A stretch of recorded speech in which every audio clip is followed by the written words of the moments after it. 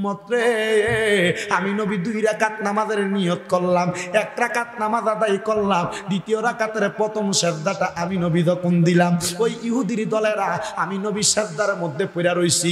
উট জবা করার পরে পচা নারী বুড়িগুলো আইনা আমি নবীর মাথা মুবারকের মধ্যে রাখছে। আমি নবীর মাথা মুবারকের উপরে পচা উটের নারী বুড়িগুলা যখন রাখছে, আমি নবীর সিজদা থেকে মাথা মুবারক উঠাইছি না। ইহুদিরা দূর থেকে হাসে। আমার নবীজি চিন্তা করে নামাজের মধ্যে দুনিয়ার কোনো কাজ করা যাবে না। আল্লাহ, আমি নবী মনে হয় এই সিজদার মধ্যে ইন্তেকাল করা লাগবে।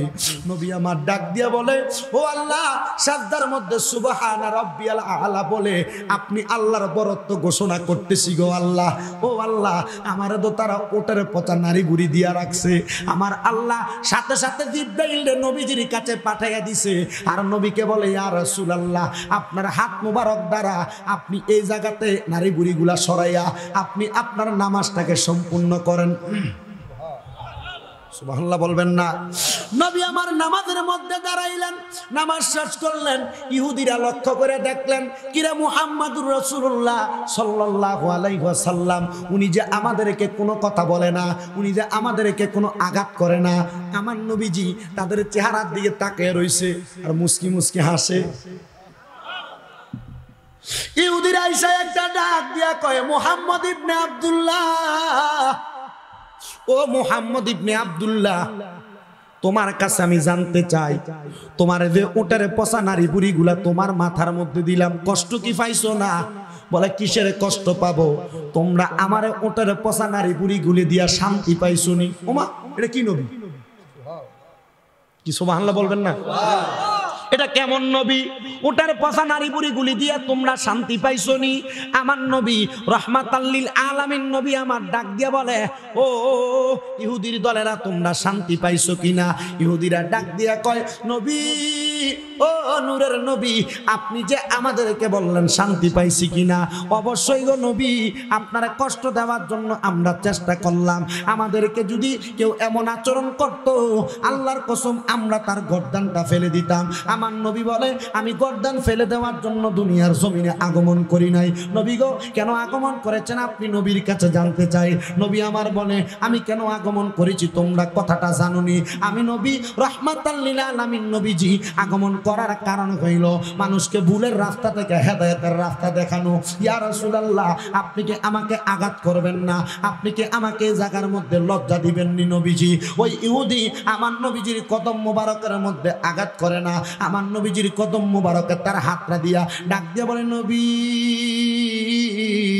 আপনি কেমন মুজিজা আমাদেরকে দেখাইলেন, একটা আঘাত করলেন না। আপনি নবী আমাদেরকে বলতেছেন আপনি নাকি মনে কষ্ট নেন নাই। ও নবীজি, আপনি কষ্ট নেন নাই, তাহলে আমাদের বুঝতে আর দেরি হয় নাই। আপনি হলেন রাহমাতাল লিল আলামিন। এই মুহূর্তে আমি ইহুদিকে আপনি কালিমা পড়ে মুসলমান বানিয়ে দেন। লা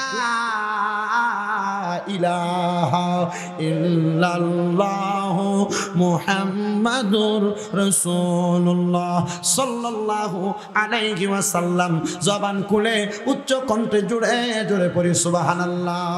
ওটা দে, ইয়া মুহাম্মদ মুস্তাফা নবী সাল্লাল্লাহু আলা, ইয়া মুহাম্মদ শাফায়াতের কান্ডারি, শাফায়াতের রাসূলুল্লাহ, ইয়া মুহাম্মদ মুস্তাফা নবী সাল্লাল্লাহু আলা, ইয়া মুহাম্মদ নবীজি আমার কাবার কাবা, আশিক গণের গলারি মালা। নবীজি আমার কাবার কাবা, আশিক গণের গলারি মালা। নূর নবীর প্রেমেতে কাবা হইয়াছে কালা, হায়রে নূর নবীর প্রেমেতে কাবা হইয়াছে কালা। ইয়া মুহাম্মদ মুস্তাফা নবী, লা ইয়া মুহাম্মদ মুস্তাফা নবী। কেউ বা বলে নবী নূরেরই পুতুল, কেউ বা বলে নবী গোলাপের ফুল, কেউ বা বলে নবী নূরেরই পুতুল, কেউ বা বলে নবী গোরা ফেরি ফুল। নয় সে পুতুল নয় সে রে ফুল, নূরে নূর আল্লাহ। হায় রে নয় সে পুতুল নয় সে রে ফুল, নূরে নূর আল্লাহ। ইয়া মুহাম্মদ মুস্তাফা নবী সাল্লাল্লাহু আলা, ইয়া মুহাম্মদ মুস্তাফা নবী সাল্লাল্লাহু, শাফায়াতের কান্দারি শাফায়াতের রাসূলুল্লাহ, ইয়া মুহাম্মদ মুস্তাফা নবী সাল্লাল্লাহু আলা, ইয়া মুহাম্মদ মুস্তাফা নবী। ও বন্ধুরে, আমার নবী রহমতের নবীজি এমন ভাবে শিক্ষা প্রদান করে দিলেন আমাদেরকে, আর আমরা সে আদর্শ আমাদের জীবনে ধারণ করতে হবে। এবার আল্লাহ যে আয়াতে কারিমার মধ্যে বললেন, কোন ইমানদার বান্দা বান্দীদেরকে কষ্ট দিবা না। ও বন্ধু, ইরাকের জমিনের খোরাসান নামক একটা এলাকা, আপনারা যদি আত-তাজকিরাতুল আউলিয়া নামক একটা কিতাব, হযরতে ফরিদউদ্দীন আত্মার রহমতুল্লাহি আলাইহির লিখিত কিতাব, ওই কিতাবটা আপনি তালাশ করেন, আপনি সুন্দর সহজলভ্যভাবে ঘটনাটা দেখতে পাবেন। হযরতে ফরিদউদ্দীন আত্মার ওনার তাজকিরাতুল আউলিয়া কিতাবের মধ্যে লিখতেছেন, আরবের খোরাসানের ইরাকের খোরাসান নামক এলাকার মধ্যে, ওই জায়গার মধ্যে একটা মহিলা মা, তার সন্তান দুনিয়াতে নাই, তার কোনো স্বামী নাই। ওই মহিলাটাকে একদিন এলাকার কিছু ছেলেপেলেরা, মহিলাটা রাস্তার মধ্যে একটা কন্যারে বৈশা বৈশা শুধু শুধু আল্লাহ আল্লাহ আল্লাহ আল্লাহ বলে। কিন্তু এলাকার মানুষ বলে, ও মহিলা তোমার নাম কি? মহিলা বলে, আমার নাম হইল আমেনা। তোমার নাম যদি আমেনা হয়, তুমি কেন রাস্তার কিনারে বসে আছো? তোমার কি কোনো ধর্মের জ্ঞান নাই? তোমার কি ধর্মের সম্পর্কে কোনো আইডিয়া নাই? ও মা, আপনি কি পারেন না পর্দার মধ্যে থাইকা নামাজ ইবাদত করতে? মহিলা বলে, আমি কার জন্য ইবাদত করব? আমার স্বামী নাই, আমার স্বামী কবরে গেছে গা। আমার সন্তান নাই, সন্তান কবরে চলে গেছে। বলে, কেন গো? সন্তান কবরে, স্বামী কবরে, আপনার কি সন্তান স্বামীর সুখা হতে আপনি রাস্তায় বসে আছেন? আপনি তাদের জন্য দোয়া না করবেন? বলে, কি দোয়া করব? আমি মা জননী দুনিয়াতে যখন আমার কোনো সন্তান নাই, আমার স্বামী এবং আমার স্বামী এবং আমি দুইজন স্বামী স্ত্রী একসাথে একটা নামাজের মুসল্লা একদিন রাত্রবেলা বিছাইলাম। বিছানোর পরে আমরা আল্লাহর দরবারে নফল ইবাদতে মশগুল হয়ে গেলাম। আমার স্বামী আমাকে একদিন বলে, ওই স্ত্রী, তুমি যদি বলো আমরা দুনিয়ার জমিনের মধ্যে একটা সন্তান জন্মগ্রহণ করাইতে পারি, ওই সন্তান দুনিয়াতে আসলে আমাদের জন্য অনেক উপকার হবে। ডাক দিয়া বলে, কেমন উপকার হবে? আপনি কি উপকারের কথা বলতেছেন? বলে, একটা সন্তান যদি দুনিয়াতে আসে, আমাদের সম্পদের অভাব নাই, টাকার অভাব নাই, মাল সম্পদের অভাব নাই। ওই সন্তান দুনিয়াতে আসলে আমাদের সম্পদের ওয়ারিসদার হবে। স্ত্রী বলে, স্বামী গো, সন্তান দুনিয়াতে আসলে সম্পদের ওয়ারিসদার হবে, কিন্তু আমি তো নবীর হাদিসে দেখলাম ওয়ারিসদার, সম্পদের ওয়ারিসদারের দরকার নাই। আমার নবীজি বলেছেন, কোন মা বাবা ইন্তেকাল করার পরে যদি কোনো সন্তান তার মা বাবার জানাজার নামাজের ইমামতি করে, এক কথায় আল্লাহু আকবার বলে তাকবীর দেওয়ার পরে, চতুর্থ তাকবীর শেষ হওয়ার পরে আসসালামু আলাইকুম ওয়া রাহমাতুল্লাহ বলে সালামটা শেষ করার আগে আমার আল্লাহ নাকি তার মা বাবার জীবনের গুনাহ মাফ করে দেয়। ও স্বামী, আমি তো এই আশায় না সন্তান কামনা করি। স্ত্রী বলে, যদি সন্তান কামনা করো, আসো না আমরা একটা সন্তানের জন্য অগ্রসর হই। ওই স্বামীটা আমার আল্লাহর দরবারে বারবার বারবার কান্নাকাটি করে, রব্বুল আলামিন আল্লাহ আমার একটা সন্তান দেন, সন্তান দেন। আর স্ত্রী পর্দার আড়াল থেকে মুচকি মুচকি হাসে। এটা কেমন বোকা জামাই, এটা খালি আল্লাহর কাছে সন্তান চাইতেছে, সন্তান চাইতেছে। মজার বিষয় হইল, ওই স্বামীটা কোরআন হাদিস সম্পর্কে কিছু জানতো না, কিছু বুঝতো না। আগের যুগের মুরব্বী মানুষ যারা, তারা সরল ছিল। আমরা বর্তমানে একটু চালাকি দেখাই, ঠিক না? আগের যুগের মুরব্বীর একটু সরল মানুষ ছিল। যদি টাকা থাকতো, আজকে আমি আমার নানার লগে কথা বলতেছি, এবার আমি মক্কার মধ্যে হজ করতে দেয়া 83 নাম্বার গেটে হারিয়ে গেছি। যাওয়ার পরে আমার একজন ট্যাক্সিওয়ালা ডাকতেছি, আল্লাহ হাজি তাল এদিকে বেটা। আমার ডাকার পরে আমার দিকে আমি কই যাবো, আমি তো বুঝি না আরবি কথা। আমার যখন বলল আমি কোথায় যাবো, আমি আমার কাঠ কার্ডটা দেখাইলাম আমার হোটেলের। দেখানোর পরে আমার ওই ব্যক্তি কার্ডটা দেখার পরে গাড়িতে ওঠার কথা কয়। ওঠার পর আমি তার লগে গেলাম, নেওয়ার পরে আমার কয় টিয়া দেওয়ার লাগা। আমার কাছে তো কোনো টাকা পয়সা নাই, আমার কোমরের মধ্যে একটা হজের ব্যাগ ছিল, এটা করলে আমি তার কাছে দিলাম। দেওয়ার পরে সে কি করলো, আমার কাছে ছিল মাত্র 27 টাকা। এখান থেকে বাচ্চা 5 টাকার যে নোটগুলা এগুলা নিয়ে গেছে, আর আমার 2 টাকা ফেরত দিছে। কিন্তু আমার গন্তব্যস্থলের মধ্যে ফিরায় নাই। আমি জিগাইলাম, আপনি কি লাগে আপনার এই হজের যে ব্যাগটা দিয়া দিলেন? আমার কাছে তো টাকা নাই। তারা দিয়া বুঝাইলাম, তোর যা লাগে ব্যাগে যা সেন থেকে লইয়া যা। তার টাকা লইয়া গেল। মানে এটা দিয়া বোঝানো হয় মুরব্বী যারা পরিপূর্ণ প্রবীণ মানুষ যারা, এরা হইল সরল মানুষ, এদের অন্তর পরিষ্কার। ওই স্বামীটা একবারে সরল মানুষ, বিয়া করছে কথা সত্য, সন্তান আল্লাহর কাছে চাইলে চলবো না, চেষ্টারও দরকার আছে। ঠিক আছে না? সবই দরকার আছে।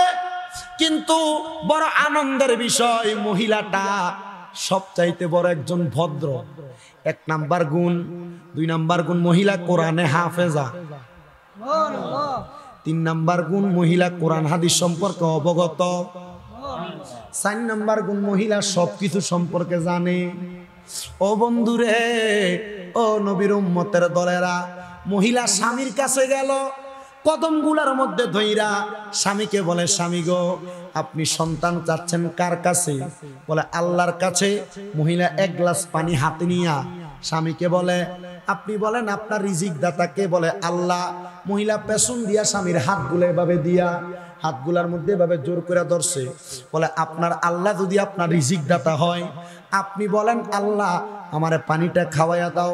জামাই কই, তুমি কি বোকা? আসলে মূলত বোকা কেডা? জামাই নিজে বোকা।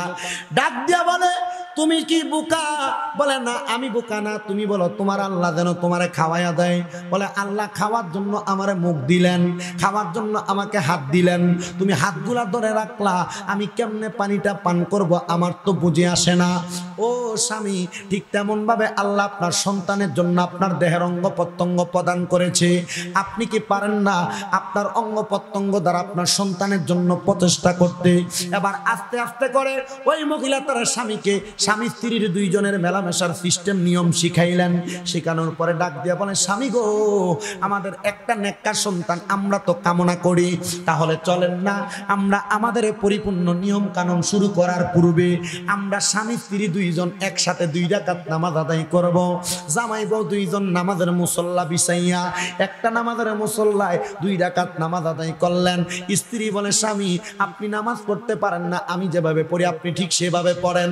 এবার নামাজ পড়ার পরে স্ত্রী আল্লাহর কাছে দোয়া করে, আল্লাহ রব্বানা আতিনা ফিদ দুনিয়া হাসানাতাও ওয়া ফিল আখিরাতি হাসানাতাও ওয়া কিনা আযাবান্নার। ও আল্লাহ পাক রব্বুল আলামিন, আপনি আমাদেরকে দুনিয়াতেও হাসানাত করেন, এক কথায় আপনি দুনিয়াতে আমাদেরকে আযাব মুক্ত করেন, আখিরাতের মধ্যে আযাব মুক্ত করেন। আল্লাহর নবী বলে, আযাব মুক্ত হয় সন্তান 2টা মাধ্যমে। 1 নাম্বার নেক সন্তানের কারণে, 3টা মাধ্যমে। 1 নাম্বার নেক সন্তানের মাধ্যমে, 2 নাম্বার সদকা জারিয়ার মাধ্যমে, 3 নাম্বার হলো আল্লাহ পাকের জ্ঞান অর্জন করার মাধ্যমে। এবার মহিলা আল্লাহর কাছে দোয়া করে, আল্লাহ আমার আপনার কাছে আর কোনো চাওয়া পাওয়া নাই, একটা নেককার সন্তান আপনি আমাকে প্রদান করেন। মহিলা ডাক দিয়া বলে, আমাকে যখন আমার আল্লাহ পাক রব্বুল আলামিন ওই দিন দোয়া করলাম, ঠিক 10 মাস 10 দিন পরে আমি মহিলার গর্ভের মধ্যে একটা সন্তান আগমন করলো, যে সন্তানের নাম রাখলাম আমি আব্দুল্লাহ বিন মুহাম্মদ। আব্দুল্লাহ বিন মুহাম্মদ রাখার পরে ওই সন্তানটা দুনিয়ার জমিনে আগমন করলো। আগমন করার পরে রে বাবারা, বন্ধুরা, ওই সন্তানটা যখন আস্তে আস্তে বড় হয়, আমি মা কোরআনে হাফেজা, আমার ছেলেটারে আমি হাফেজে কোরআন বানাইছি। আমার সন্তানের বয়স যখন মাত্র 6 বছর বয়স হইছে গো, আমি 6 বছর বয়সের সন্তানটারে কোরআন শিখাইছি। ওই ছেলেটার বয়স যখন 7 থেকে 8 বছর, আমি তার তাফসীর সম্পর্কে বুঝাইছি, কোরআন হাদিসের এলেম তার সিনার মধ্যে দিয়া দিলাম। কিন্তু জগতের মানুষ, ওই সন্তানটা আমি মায়ের এলেমগুলা শিক্ষা গ্রহণ করার পরে আল্লাহর কাছে দোয়া করছে, আল্লাহ আমারে যে এমন এলেম শিখাইছে, ওই ব্যক্তিটারে তুমি কবুল মঞ্জুর করো, কবুল মঞ্জুর করো, ওই ব্যক্তিটারে তুমি একজন পাগল বানাও। আহা, সন্তান দোয়া করে মারে পাগল বানাইবার জন্য। ও জগৎবাসী, আমি আমার সন্তানের দোয়ার বরকতে পাগলিনী হয়ে গেলাম। বলে কেন রে? সন্তানের জিজ্ঞাসা করলাম, ও সন্তান দে তোমার এলেম শিখাইলো, তুমি দোয়া করলা সে নাকি পাগল হয়ে যাওয়ার জন্য। কেন রে বাবা? সন্তান বলে, মা কেন পাগল হওয়ার জন্য দোয়া করছি আপনি জানেন না, তবে এই উত্তরটা আপনি আমার লগে পাইবেন হাসরের ময়দানে। এলেম শিখেছি কে? কারে? ফুতে দোয়া করছি কি তুই তো উমা মারহাবা পড়বেন না? আচ্ছা আপনি আমার উপকার করছেন, আমি বুঝি আপনার লেগে দোয়া করে আল্লাহর গোসব তুর উপরে ফুরু, বোঝেন না কথা? ফুলার মা ফুলার এলেম শিখাইলো, জন্ম তো দিল, ফুলা দোয়া করে আল্লাহ তুমি আমার মারে পাগল বানাও। মারহাবা বলবেন না? কেউ বুঝিতে পারে না রে ওলি আল্লাহর খেলা, পীরের খেলা, না বুঝিয়া ভুল করিলে তার গটে মরণ জ্বালা। বলেন না বুঝিয়া ভুল করিলে তার গটে মরণ জ্বালা, কেউ বুঝিতে পারে না রে ওলি আল্লাহর খেলা, আরে পীর মুর্শিদের খেলা। ওরে 36 বছরে কেউ পায় না করি কানা, আবার 6 মাসেরও তানের দয়াল পায় যে 16 আনার দয়াল পায় যে 16 আনা। দয়াল যারে ইচ্ছা তারে দিয়া বসাও তৌহিদের মেলা। বলেন যারে ইচ্ছা তারে দিয়া বসাও তৌহিদের মেলা, কেউ বুঝিতে পারে না রে ওলি আরে ওলি আল্লাহর খেলা। এলাকার মানুষ কয় মা এটা কেমন কথা বললেন, আমনের ফুতে আমনের লাগা দোয়া করছে আল্লাহ আমনের পাগল নি বানাইয়া দিত। ও বন্ধুরে ওই সন্তান যখন এমন দোয়াটা করলো, এলাকার মানুষ কয় মা আপনার বাড়ি কোন জায়গায় আমি জানতে চাই। বলে আমার বাড়ি হইল ইরাকের কোরাসান নামক এলাকার মধ্যে। আপনার সন্তান কি ওই জায়গায় থাকে? বলে হ্যাঁ। আপনার স্বামী কি ওই জায়গায় থাকে? বলে না। বলে আপনার স্বামী কোন জায়গায়? বলে আমার স্বামী কবরে জান্নাতে। এ বেডি জান্নাতে আছে আপনি কেমনে বুঝলেন? বলে আমি পাগল হইতাম পারি, আল্লাহর কসম আমি যখন ফজরের নামাজের আগে দিয়া তাহাজ্জুদের নামাজ পড়ি, আমি নামাজের সেজদার মধ্যে যাইয়া আল্লাহর কাছে বলি আল্লাহ আমার জামাইটা কেমন আছে আমি তো জানি না, আমি স্ত্রী দোয়া করি আমার স্বামীটা যেন জান্নাতের মধ্যে থাকে। দোয়া করার পরে আমি দেখতে পাই আমার স্বামীটা জান্নাতের মধ্যে ঘোরাফেরা করে। আমি জিজ্ঞাসা করলাম আপনি স্বামী কেমনে জান্নাতের মধ্যে গেলেন? আমার স্বামী কয় একমাত্র আমার ফুতের দোয়ার কারণে। মহিলা কয় ফুতের দোয়া করে আমার বাসে দিয়ে গেছে নাওগাঙ্গে, আর আপনারে বুঝি জান্নাতে দিল। ফুতে দোয়া করছে আমি পাগল হইবার লাগা, আমি পাগল হইয়া রাস্তায় রাস্তায় ঘুরতাছি। এবার ডাক দিয়া কয় ও মা একমাত্র আপনার ফুতের দোয়ার কারণে আপনার জামাই জান্নাতে গেছে, কিন্তু আপনি মহিলার লাগা ফুতে দোয়া করলে আপনি পাগল হইতেন কেন গো মা? বলে অন্য কোনো কারণ না, অন্য কোনো কারণ না। বলে কোন কারণে? কোন কারণে? বলে আমার সন্তানকে দেয়া দিগাও। এলাকার মানুষ সবাই এক হইয়া গেলেন। ও আমার এলাকার মানুষ এই মহিলা ফুতের বদদোয়াতে না পাগল হয়ে গেছে, চলো না আমরা যাইয়া দেখি তার ফুতটারে একটু জিগাই, কিরে সন্তান তুই কি লেগে তোর মারে বদদোয়া দিলি? এলাকার মানুষ একসাথে হইয়া রওনা করলেন খোরাসানের জমিনে। যাইয়া দেখতেছেন, জিজ্ঞাসা করে আব্দুল্লাহ ইবনে মুহাম্মদ কে আসরে? হযরত আব্দুল্লাহ ইবনে মুহাম্মদ কে আসো বলার সাথে সাথে লক্ষ্য করে দেখে ইরাকের বড় মসজিদের বড় হুজুর মানুষ। মাথা তুলা কয় লাব্বাইক, হাজির। বলে আপনি হাজির হইলেন, আপনার নাম আব্দুল্লাহ ইবনে মুহাম্মদ? বলে হ্যাঁ। আপনি আপনার মারে বদদোয়া দিছেন? বলে না দোয়া করছি। কি কষাগলা তোর মা কই তুই বদদোয়া দিছস? তোর মা পাগল অনের লাগা কই এটা বদদোয়া না এটা দোয়া হই। বলে কিসের দোয়া? ইবনে মাজাহ শরীফের 303 নম্বর পৃষ্ঠার হাদিস, মনোযোগ। ইবনে মাজাহ শরীফের 303 নম্বর পৃষ্ঠার হাদিস। আমার নবীজি সাহাবায়ে কেরামকে বলে আলা উখবিরুকা আম্মুলুকিল জান্নাতি। মনোযোগ, হাদিস শরীফ ইবনে মাজাহ শরীফ 303 নম্বর পৃষ্ঠা। আমার নবী কয় সাহাবীরা আলা উখবিরুকা, আমি নবী কি তোমাদেরকে খবর দিব না? মুলুকিল জান্নাহ, জান্নাতের বাদশা সম্পর্কে। সুবহানাল্লাহটা জোরে কোন। ও বন্ধু রে, ও নবীর উম্মতের দলেরা, সাহাবায়ে কেরাম বলে ক্বালু বালা ইয়া রাসূলুল্লাহ, হ্যাঁ আপনি আমাদেরকে খবর দেন। আমার নবী কয় জান্নাতের বাদশা হলো তারা। ক্বালা রাজুলুন, ওই ব্যক্তি দাঈফুন, দুর্বল, মুস্তাদাআফুন, যু তিমরাইনি, চুলগুলা এলোমেলো, লাউ আকসামা আলাল্লাহি লা আবাররা, এরা দেখলে তোমাদের পছন্দ হবে না, কিন্তু এ যদি আল্লাহর কাছে কোনো দোয়া করে আমার আল্লাহ তার দোয়াটা কবুল করে। এবার ডাক দিয়া কয় জান্নাতের বাদশা বলে এমন মানুষ, এটারে যেই ব্যক্তির চুল এলোমেলো, কাপড় ছিঁড়া পারা, দেখতে অপছন্দ হয়, আমরা এটারে কি বলি? জোরে কয় না। নবী কয় এটা জান্নাতের কি? জান্নাতের পাগল, জান্নাতের বাদশা। বলে উত্তর কি পাইছেন? অবাক। আরে কি বলে? নবী বলছে কথা। জান্নাতের বাদশা কে? চুল থাকবে এলোমেলো, কাপড়গুলো ময়লাচ্ছন্ন, ছিঁড়ে ফাড়া, শরীরে গোস্ত থাকবে না, দেখলে পছন্দ হবে না, কিন্তু এটা জান্নাতের বাদশা। আরো জোরে। নবী আমার ডাক দিয়া বলে ওই উম্মতের দলেরা, এরা জান্নাতের বাদশা।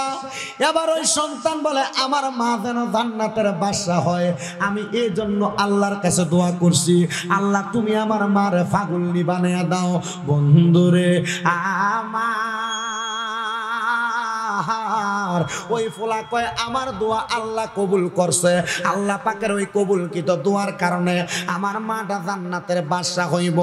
এজন্য আমার সোনারামপুর এলাকার পর্দার অন্তরালের মা বোনেরা, ও মুরব্বী বাবাজিরা, আপনাদের যাদের সন্তান আছে, আপনারা কোনোদিন আপনাদের যখন রাগ হবে, কোনোদিন সন্তানের বদদোয়া দিয়েন না। কোনোদিন সন্তানের উপর জিদ হইলে সন্তানকে আপনি নারাজ হইয়া বদদোয়া দিয়েন না, কারণ বদদোয়া দিলে ধ্বংস তো আপনার ফুতরাই হইব। কষ্ট করে ফুত জন্ম দিলেন, এই ফুতের বদদোয়া দিলে ফুত তো ধ্বংস হইয়া যাইব। কষ্ট করে সন্তান জন্ম দিলেন, সন্তান যদি অসুস্থ হয় আপনার তো কষ্ট লাগবো। এ আব্বা জানেন নাকি একটা সন্তান টাইফয়েড হইয়া বিদেশের জমিনে পইরা রইছে। ও সন্তানের দলেরা, আপনারা মা বাবা আপনার জন্য বড় কষ্ট করে, বদদোয়া দিয়া সন্তান জন্ম দিয়া লাভটা কি হইল জানেননি? সৌদি আরবের বড় একজন বাদশা, সৌদি আরবের মক্কা শরীফের একজন ইমাম, এ বেটা মায়ের দোয়ার বদদোয়ার বরকতে এই বেটাটা মক্কা শরীফের ইমাম হইছে। সুবহানাল্লাহ। মক্কার ইমাম গুলার চেহারা কত সুন্দর, কিন্তু বেটাটা বড় কালা মানুষ, কিন্তু এই বেটাটা মক্কার ইমাম হইছে। ওনারে প্রশ্ন করা হয়, ও মক্কার ইমাম সাহেব, আপনি কেন মক্কার ইমাম হইলেন? সবাই তো সুন্দর যোগ্যতা সম্পন্ন। উনি ডাক দিয়া কয়, আমি যখন আমার মায়ের লগে কোনো অন্যায় করতাম, আমার মা রাগ উঠলে আমার মা শুধু আমার লাগে দোয়া করত। এটা দোয়া না, আমার মা আমার বদদোয়া দিত রাগ অবস্থায়। ওই বদদোয়াটা কইনো, আল্লাহ তুই ফুতের মক্কার ইমাম বানাক। জিদ উঠলে আমার মাই দোয়াটা করত, জিদ উঠলে আমার মাই দোয়াটা করত, আল্লাহ তুই ফুতের মক্কার ইমাম বানাক। এর নাকি আমার মার বদদোয়া দিয়া আমি মক্কার ইমাম হইয়া গেছি। ও বাবারা, আপনাদের কদমে হাত দিয়ে বলি, ও পর্দার অন্তরালের মা বোনেরা, আপনাদের কদমে হাত দিয়ে বলি, আপনাদের যাদের দুনিয়াতে সন্তান আছে, আপনারা কোনোদিন আপনাদের সন্তানদেরকে বদদোয়া দিবেন না। বদদোয়া দিলে কিন্তু লাগিয়া দেয় বরে আব্বারা। এই জন্য আমার নবী কয়, আম্মা আব্বার বদদোয়া যদি সমাজের মধ্যে সন্তানদেরকে মা বাবা দিয়া দেয়, কোনোদিন ওই সন্তান উন্নতি করতে পারে না, কোনোদিন ওই সন্তান উপরে উঠতে পারে না। ও সন্তানের দল, ও সোনারামপুরের বাবারা, কেউ যদি কোনোদিন তোমার মা বাবার কষ্ট দিয়া থাকো, আম্মা আব্বার জুদা করে দিয়া থাকো, আজকে মাহফিল থেকে বাড়ির মধ্যে যাইয়া আম্মা আব্বার পা গুলার মধ্যে ধরবা, বলে তোমার শরম লাগে, লজ্জা লাগে, দে ফুত্তুর পাওটা আমার সামনে দে, আমি তোমার পায়ের মধ্যে জিব্বা লাগে পরিষ্কার করে দিব। তবুও কোনোদিন যদি মা বাবার মনে কষ্ট দিয়া থাকো, বলে হুজুর আমি কোনোদিন কষ্ট দেই নাই, আমি কি মা বাবার পায়ে ধরতাম? হ্যাঁ ধরবা। হুজুর কেন ধরতাম জানতে চাই। ও সন্তান, আম্মা আব্বার কদমে ধরলে সন্তান ছোট হইয়া যায় না, আম্মা আব্বার কদমে ধরলে সন্তান ছোট হইয়া যায় না। এখান থেকে বাড়ির যাইয়া আম্মা আব্বার পাউডির আমরা করে দইরা ডাক দিয়া কইবা, মা ও আব্বা গো, আল্লাহর ওয়াস্তে আমারে মাফ করে দেন, আল্লাহর ওয়াস্তে আমারে মাফ করে দেন। যতক্ষণ না মা বাপের মুখ দিয়া বাইর হইছে ফুত তোমারে মাফ কইরা দিছি, অতক্ষণ পর্যন্ত আপনি আপনার মা বাবার পাও ছাড়বেন না। বলে কেন গো হুজুর, আমি তো মা বাবার পায়ে ধরতে আমার শরম লাগে। না রে না, আমার নবী কয় শুধু শরম না, পারলে মাঝে মাঝে আম্মা আব্বার পায়ে চুমা দিবা। হুজুর কেন কেন এমন কথা বললেন? আম্মা আব্বার পায়ে আমি কেমনে চুমা দিতাম? না রে, নবীর উম্মত না, আমার নবী কয় আম্মা আব্বার পায়ে চুমা দিলা তো আল্লাহর জান্নাতের চৌকাটে চুমা দিলা। আল্লাহর নবীর সাহাবী আমার নবীকে ডাক দিয়া কই, ইয়া রাসূলুল্লাহ, নবীজি আপনি যেদিন মক্কায় যাবেন আপনার সঙ্গে আমার মক্কা শরীফ নিয়ে যাইবেন। নবী কয় কেন রে, তুমি কেন মক্কায় যাইবা? নবীজি, যে কাবা শরীফের মধ্যে আমার নবী প্রবেশ করেছে, ওই কাবা শরীফের চৌকাটা আমার নবীর পা মুবারক লাগছে। হ্যাঁ বলে লাগছে। নবীজি, ওই কাবা শরীফের চৌকাটার মধ্যে আমি একটাবার সুমা দিতাম। আমার নবী কই অবশ্যই তোমারে নিয়ে যাওয়া হবে। ওই সাহাবী 3 দিন পরে খবর পায় আমার নবী রহমতের নবীজি মক্কায় চলে যায়, কিন্তু তারে নিয়ে মক্কায় যায় না। ওই সাহাবী দৌড়ে নবীজির সামনে দেয়া দাঁড়াইছে, ফিদা কাবি ওয়া উম্মি ইয়া রাসূলুল্লাহ, নবী আমার মা বাবা আপনার কদমে কোরবান হোক, আপনি দিয়ে আমারে মক্কায় নিবেন কইয়া লইয়া গেলেন না। আমার নবী ডাক দিয়া কয়, ও সাহাবী, 3 দিন হয়ে যায় তুমি মদিনায় আসো না, আমি খবর পাইলাম তোমার মাটা অসুস্থ, এই জন্য তুমি মদিনার মধ্যে আসো না, এই জন্য আমি তোমারে ফালাইয়া মক্কায় চলে যাচ্ছি। ও সাহাবী, তুমি কি মক্কায় যাইতে চাও? কেন? সাহাবী কয়, নবীজি আমি মক্কায় যাইতে চাই মক্কার চৌকাটে সুমা দেওয়ার জন্য। আমার নবী কয়, রে সাহাবী, তোমার মাটা অসুস্থ অবস্থায় ঘরে আছে? বলে হ্যাঁ। যারে যা তোমার আম্মা জানের পাগুলার মধ্যে চুমা দিবা, মক্কার চৌকাটে নয় আল্লাহর জান্নাতের চৌকাটে চুমা দেওয়ার সওয়াব পাইবা। ওরে জান্নাতের চাবি আমার মা, মা গো, জান্নাতের চাবি আমার মা, জান্নাতের চাবি আমার মা, মা গো, জান্নাতের চাবি আমার মা। ওরে মা যার বেঁচে নাই তার মতো দুঃখী নাই, মা যার বেঁচে নাই তার মতো দুঃখী নাই, খালা ফুফু মায়ের মতো না মা গো, জান্নাতের চাবি আমার মা, জান্নাতের চাবি আমার মা গো, জান্নাতের চাবি আমার মা। মা যদি যায় মারা দুনিয়া চারিয়া, ছেলের বুকটা বাইরে কষ্টে যায় ফাটিয়া, সন্তানের বুকটা বাইরে কষ্টে যায় ফাটিয়া। মা যদি যায় মারা দুনিয়া চারিয়া, সন্তানের বুকটা বাইরে কষ্টে যায় ফাটিয়া। কে জানি আজকে হাত বাড়াইছে মা বাবা হারাইয়া, জান্নাতের চাবি আমার মা, জান্নাতের চাবি মা বলেন, জান্নাতের চাবি আমার, জান্নাতের চাবি। কত কষ্ট করছেন বাবা সন্তানের লাগিয়া, নিজে না খাইয়া বাবা সন্তান রে খাওয়াইলা, নিজে না খাইয়া বাবা সন্তান রে খাওয়াইলা। আজ সন্তান তোমাকে আর বলতে পারে না, জান্নাতের চাবি আমার,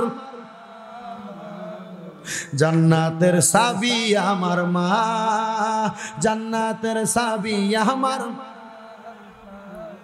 জান্নাতের চাবি আমার।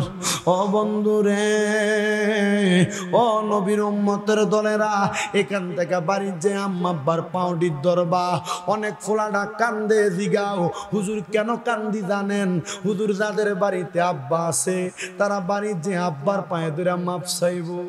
আমার বাড়িতে আব্বা নাই, আমি বাড়ির যাই কার পায়ে ধরে মাপ চামু? হুজুর যাদের বাড়িতে মা আছে তারা বাড়িতে মার পায়ে ধরে মাপ চাইব। আমার তো মা নাই, আমি কার পায়ে ধরে মাপ চামু? হে সন্তানের দল, হে নবীর উম্মতের দল, আম্মা আব্বা যদি কবরে থাকে মাপ চাওয়ার মতো কোনো সুযোগ তোমার কাছে নাই। আচ্ছা ঠিক আছে, নবী আমার রাস্তা দেখা দেয়, মা বাপের কাছে মাপ চাইবা কেমনে? আম্মা আব্বা কবরে চলে গেছে, আম্মা আব্বার কবরের সামনে যাইবা, পশ্চিম দিকটা পিছ দিয়া মার মুখটা বরাবর তাকাইবা, যেদিকে মুখটা ফিরিয়া দিছো তাকাইবা। আম্মার চেহারার দিকে তাকাইয়া আল্লাহর দরবারে হাত তুলবা। রব্বির হামহুমা কামা রব্বায়ানি সগীরা ওয়া কুর রব্বির হামহুমা কামা রব্বায়ানি সগীরা। নবী আমার বলে কোন সন্তান যদি তার মায়ের জন্য তার বাবার জন্য চোখের মনি কোঠার মধ্যে একটা মাছির মাথা পরিমাণ পানি ছেড়ে দিয়ে কান্না করে, ওই পানিটা মাটিতে পড়ার আগে আমার আল্লাহ তার মা বাবার জীবনের গুনাহ মাফ করে দেয়। ও নবীর উম্মতের দল, ও আশিক রাসূল ভাই বাবারা, আজকে সোনারামপুরের মাহফিলে অরুণ ব্যাপারীর মৃত্যুবার্ষিকী উপলক্ষের মাহফিল। শুধু ওনার জন্য দোয়া করা হবে না, এলাকার সব মুদ্দে গানের জন্য দোয়া করা হবে। পর্দার অন্তরালে কত কপালপুরি মাইয়ারা আছে, আজকে তাদের মা নাই মাহফিলের মধ্যে বৈশা গেছে, আজকে তাদের বাবা নাই মাহফিলে বৈশা গেছে। চিন্তা কইরো না, চিন্তা কইরো না, মুনাজাতের মধ্যে মা বাবার জন্য খাস কিনা দোয়া করবা, আল্লাহ যেন তোমাদের মা বাবার জীবনের গুনাহ মাফ করে দেয়। আমার নবীজি রহমাতাল লিল আলামিন নবী আমার ডাক দিয়া কয়, রেদার রব্বি ফিরিদাল ওয়ালিদি, আম্মা আব্বার সন্তুষ্টিতে আমার আল্লাহ সন্তুষ্টি হয়ে যায়, আম্মা আব্বার অসন্তুষ্টিতে আমার আল্লাহ অসন্তুষ্ট হয়ে যায়। ও মা বোনেরা, ও যুবক ভাইয়েরা, পর্দার অন্তরালের মা বোনেরা, অনেকে আছেন বিদেশ যাওয়ার চেষ্টা করেন, আপনি যাইতে পারেন না। অনেকে আছেন ব্যবসা বাণিজ্য করার চেষ্টা করেন, আপনি করতে পারেন না।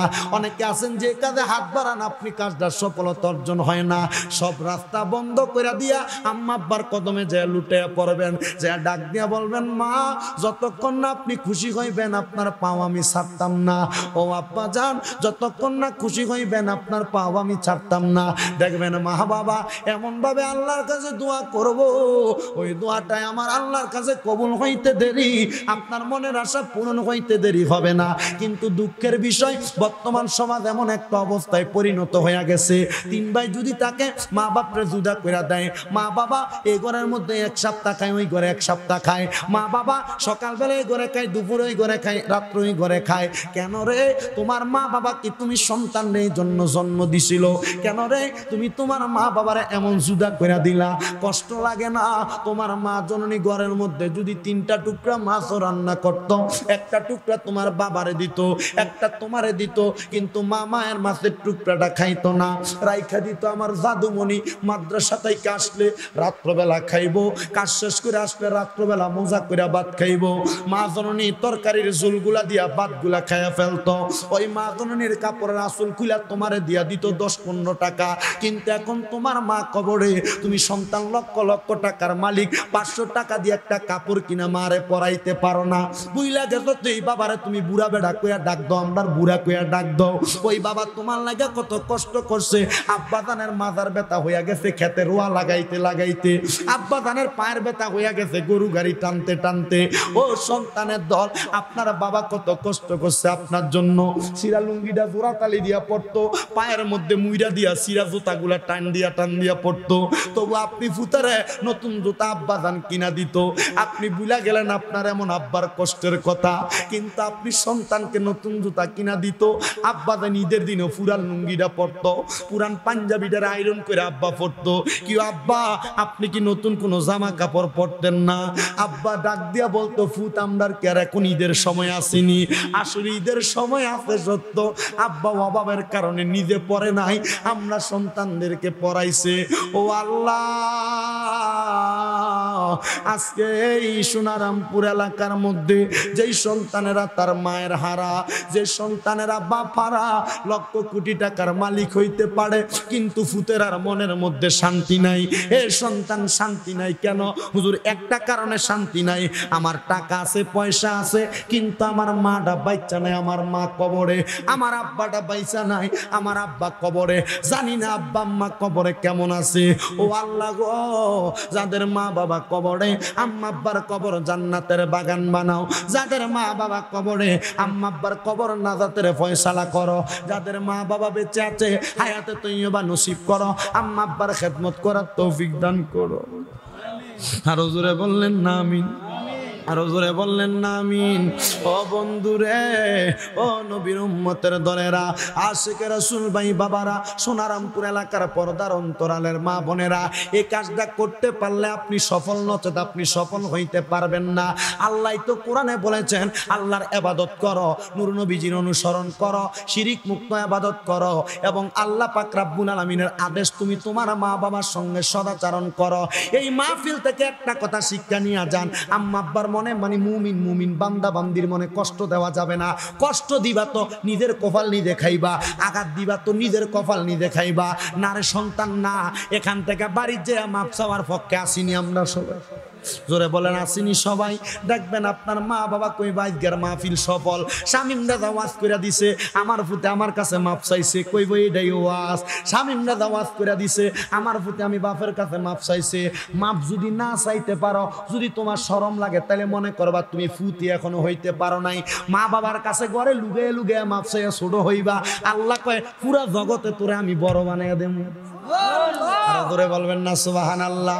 আল্লাহ পাক রব্বুল আলামিন আমার নূর নবী রহমতের নবীর উসিলায় আমাদের আম্মা আব্বা যাদের অন্ধকার কবরে, আম্মা আব্বার কবর জান্নাতের বাগান বানাক, জান্নাতের বাগান বানাক, জান্নাতের বাগান বানাক। উচ্চ কণ্ঠে জোরে জোরে পড়েন আল্লাহু আকবার, আল্লাহুম্মা আমিন, আল্লাহুম্মা আমিন ইয়া রাব্বাল আলামিন ইয়া মুজিবাস সাহিলিন। এবার ওই পাগলনির কাছে এলাকার মানুষ আইসা কয়, পাগলনি বুঝলা গেছেন ওয়া না বুঝলা গেছেন না, পাগলনি ও পাগলনি, তোমার ফুতে তো বলছে তোমার লাগে দোয়া করছে, এটা তো বালা দোয়া। পাগলনিটা উঠে শুয়া রইছে, সবাই ডাক দেয় কিরে মহিলা ওঠে না কেন? এলাকার একটা মহিলা আইনা পাগলনিটারে মুখটা ঘুরে দেখে বেডি গেছে মইরা। মইরা যাওয়া বেডিটারে কাফন দাপন কইরা এলাকায় নিয়া গো ওই ফুতেরে দিয়াই জানাজা দিয়ে আইছে। কি সুবহানাল্লাহ কইতেন না? ফুত। আপনার যারা সন্তান আছেন, আপনার মা বাবা আপনার কাছে জীবনে কোনো কিছু চাইছেন, মনে করেন দুম টানতাছে আপনার মা আপনার বাবা, আপনার মধ্যে কইব ফুত কিছু তো চাইছি না, হাদিস শরীফে নাকি কইছে মা বাপ জানাজা দিলে আল্লাহ জীবনের গুনাহ মাফ কইরা দেয়। ওই মা বাপের ফুতে যদি জানাজা দেয়, ফুত আমার জানাজাটা তুমি ফরাইও। ফুত পারেননি জানাজাটা ফরাইতে, পারোনি জানাজাটা ফরাইতা, তখন কি উত্তর দিবেন? কি আব্বা ওই পুতে জানাজার নামাজ পড়াইছে, এলাকার মানুষ জানাজার নামাজ পড়া বাড়ির দিকে যায়। মনে করেন আপনাদের সোনারামপুর ঈদগাহ কোন দিকে? ঈদগাহ আছে, কারো জানাজা পড়া মানুষ যায়, দুইজন লোক কয় লোকটা মারা গেছে, ভালো ছিল রে বলে না। আবার যাইতে আমার অনেক কি যদি মনে করেন যে একটু কোন একটা টুনিটা ছিল, মরে গেছে, ভালো হইছে, বড় হোংটা ছিল, জ্বালাই মারছে, কয় না। কিন্তু এই মহিলা মারা যাওয়ার পরে এলাকার মানুষ হাঁটতে হাঁটতে যায় আর চিন্তা করে এই ফুতে তো মারে বদদুয়া দিছে না, দোয়া করছে, আল্লাহ জানে বেরিটা কি জান্নাতি না জাহান্নামী। ফুতের নাম আব্দুল্লাহ ইবনে মুহাম্মদ। ওই মহিলাটা মারা যাওয়ার পরে এলাকার মানুষ যখন এমন চিন্তা করতে করতে বাড়ির দিকে যায়, সবাই বাড়ির মধ্যে যে রাত্রবেলা ঘরের মধ্যে ঘুমাইছে, ঘুমানোর পরে ওই মহিলার মানুষ জানাজার মধ্যে যারা যারা গেছে সবাই স্বপ্ন দেখে একটা মহিলা নতুন রঙের জামা কাপড় পইরা একটা সুন্দর বাগানের মধ্যে ঘুরতেছে। 70 জন নূরের ফেরেশতা ওই মহিলার ডাইনে বামে ঘুরতেছে। জিজ্ঞাসা করা মহিলা তোমার পরিচয় কি? এ পর্দার অন্তরালের মা, সন্তান ফুতের লেগে দোয়া, সন্তান মায়ের লেগে দোয়া করব, মা সন্তানের লেগে দোয়া করব, বাপে ফুতের লেগে দোয়া করব, ফুতে বাপের লেগে দোয়া করব, আর নচেত দোয়া করতে পারবেন কামে লাগবো না। এলাকার মানুষ কই আমরা স্বপ্ন দেখলাম। ওই মহিলাটাকে জিজ্ঞাসা করলাম কে আপনি? বলে যে ফাগুল নিরে ফুতে বদদোয়া দিছে আমি ওই বেডি। আপনার ডাইনে বামে যে 70 জন রহমতের হুরগিলমান।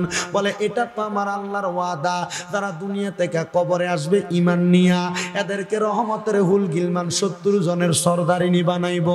আমিও সরদারিনী হইলাম, আমিও সরদারিনী হইলাম।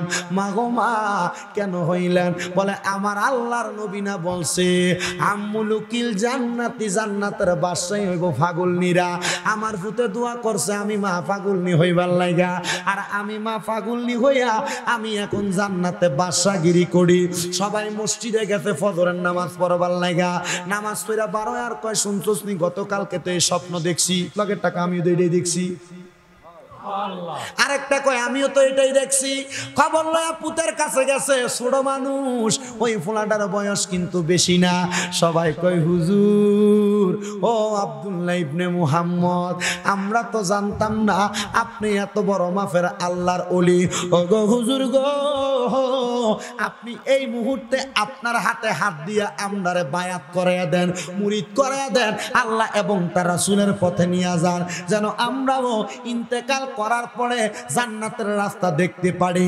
হক্কানি পীর মাশায়েখের হাতে হাত দিয়া বায়াতে রাসূল গ্রহণ করা মানে ভণ্ডামি করা নয়, খারাপ কর্মকাণ্ড করা নয়। আল্লাহর ওলির হাতে হাত দিয়া বায়াতে রাসূল গ্রহণ করা মানে জান্নাতের রাস্তাকে সুগম করা। জোরে জোরে বলবেন না সুবহানাল্লাহ। আল্লাহ বলেন দুনিয়ার জমিনের মধ্যে যারা আমি আল্লাহর জিকির কারি, আমি আল্লাহর পথে চলনেওয়ালা, ওই বান্দাগুলা দুনিয়ার জমিনের মধ্যে সফলতা অর্জন করবে, জান্নাতের মধ্যে সর্বোচ্চ উচ্চ মাকামের মধ্যে থাকবে। আপনারা মোহাব্বতের আওয়াজে বলেন আমাদের যাদের মা নাই, আমাদের যাদের বাবা নাই, আম্মা আব্বা বন্ধকার কবরে, আল্লাহ পাক আমাদের মা বাবারে জান্নাতের উচ্চ মাকামে রাখুক। আমরা চাই কি চাই না? আল্লাহ যেন নূর নবীর ওসিলায় আমাদের মা বাবার কবর জান্নাতের বাগান বানায়, আর যাদের বেঁচে আছে খেদমত করার তৌফিক দান করে।